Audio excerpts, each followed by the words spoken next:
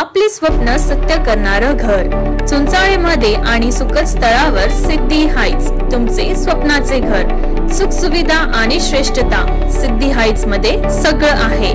तर संपर्क करा 9404209743 वर। ताज्या बातम्यांसाठी नाशिक न्यूजच्या YouTube चॅनलला सबस्क्राइब करा आणि बेल आयकॉनला प्रेस करा।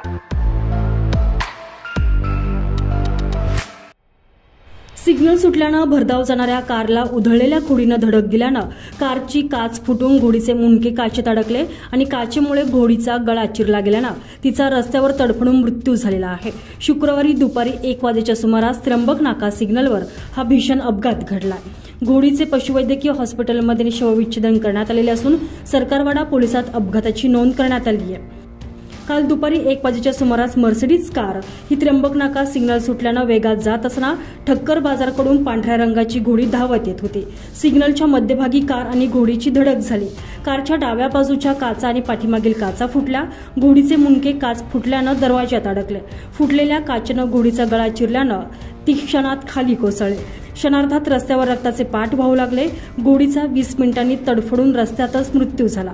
पोलिसांनी कार चालक निलेश खैरनार आणि घोडी मालक अफसर शेख यांचे जबाब घेतलेले आहेत। लग्न सोहळ्यात नवरदेवास बसवण्याकरता घोडीला सर्वाधिक मागणी होती। घोडीचे मालक अफसर शेख हे 9 वर्षापासून तिचे संगोपन करत होते। काठियावाड जातीची घोडी त्यांनी सारंगखेडा येथून 4 लाखांना खरेदी केलेली होती। लग्न समारंभात 5 ते 6 हजार रुपयाची सुपारी मिळत होती। घोडीचा अपघाती मृत्यू झाल्यानं उदरनिर्वाहाचं त्यांचं साधनच गेलं आहे। त्र्यंबक रोडवरील दूध डेअरी परिसरातील एका हॉटेलमध्ये लग्न समारंभ आटोपून शेख हे आपल्या घोडीला घेऊन जात असताना सिग्नलवर घोडी आणि कारचा अपघात घडलेला आहे। दरम्यान अपघात घडल्यानंतर घोडी रस्त्यावरच पडून असल्यानं त्र्यंबक नाका सिग्नलवर वाहतूक थांबल्यानं वाहतूक कोंडी निर्माण झाली होती। या कोंडीचा प्रभाव CBS जिल्हा परिषद गडकरी चौक मुंबई नाका सिव्हिल हॉस्पिटल समोरील दुतर्फा रोडवर वाहने थांबून राहिल्यानं सुमारे 2 तास वाहतूक कोंडी ही झालेली होती। संजय परमार, नाशिक न्यूज, नाशिक।